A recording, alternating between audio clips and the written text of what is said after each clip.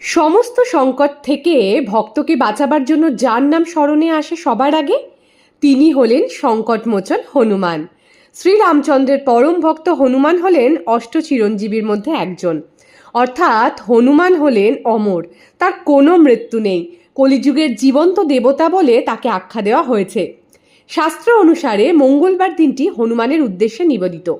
এই দিনেই বজরঙ্গবলীর বিশেষ পুজো করা হয় বলে মান্যতা আছে। কি বিশেষ জিনিসগুলি বজরঙ্গবলীকে অর্পণ করলে তিনি অত্যন্ত খুশি হবেন তা আজ আপনাদের সংক্ষেপে জানাবো আমাদের এই ভিডিওর মাধ্যমে। মঙ্গলবার দিন হাজারো ব্যস্ততার মাঝে একটিবার যদি হনুমান চাল্লিশা পাঠের সঙ্গে রাম নাম জপ করা হয়, হনুমানজি সেই ভক্তের ওপর অতি প্রসন্ন হন। ধনসম্পত্তি বৃদ্ধির জন্য প্রত্যেক দিন ঘুমানোর আগে হনুমানজির সামনে সর্ষের তেলের প্রদীপ জ্বালিয়ে যদি হনুমান চালিসা পাঠ করা হয়, শাস্ত্রমতে সমস্ত রকম আর্থিক সমস্যা থেকে মুক্তি পাওয়া যায়। এছাড়া মঙ্গলবার ও শনিবার বোঁদের লাড্ডু ভোগ লাগাতে পারেন, সিঁদুর অর্পণ করতে পারেন। লাল গোলাপ, তুলসী পাতা ও গাঁদা ফুল বজরঙ্গবলীর খুব প্রিয়।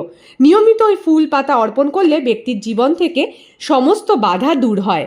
মঙ্গলবার স্নান করে 11টি পিপল গাছের পাতা নিয়ে পরিষ্কার করে ধুয়ে তাতে শ্রীরাম লিখে বজরঙ্গবলীকে অর্পণ করুন। এটি বিশ্বাস করা হয় যে এটি শীঘ্রই আর্থিক সমস্যার সমাধান করতে পারে। দীর্ঘ সময় ধরে কোনো কাজ আটকে থাকলে বা কোনো শুভ কাজে যাওয়ার আগে মঙ্গলবার হনুমানজিকে পান অর্পণ করুন। কথিত আছে যে এটি প্রতিটি কাজে সাফল্য দেয়। হনুমানজিকে জুই তেল বা ফুল নিবেদন করলে বজরঙ্গবলী প্রসন্ন হন, এতে ঘরে সুখ শান্তি ও সমৃদ্ধি বজায় থাকে।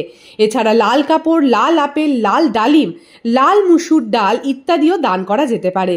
বাড়িতে বজরঙ্গবলী রেখে পুজো করা যায় কিনা, মঙ্গলবার কোন কাজগুলি বিশেষভাবে করতে নেই, সামনেই আসছে হনুমান জয়ন্তী, মেয়েরা কি হনুমান পুজো বাড়িতেই করতে পারেন, এই সমস্ত তথ্য নিয়ে থাকবে আমাদের আগামী ভিডিওগুলো। কিন্তু বজরঙ্গবলী সম্পর্কে আরও জানতে নিচে দেওয়া লিঙ্কেও প্রেস করতে ভুলবেন না। এইরূপ আরও পৌরাণিক তথ্য পেতে আমাদের চ্যানেলটিকে এক্ষুনি সাবস্ক্রাইব করুন, পাশে থাকা বেল আইকনটি প্রেস করতে ভুলবেন না, আর অবশ্যই বলবেন হর হর মহাদেব, ওম নমঃ শিবায়।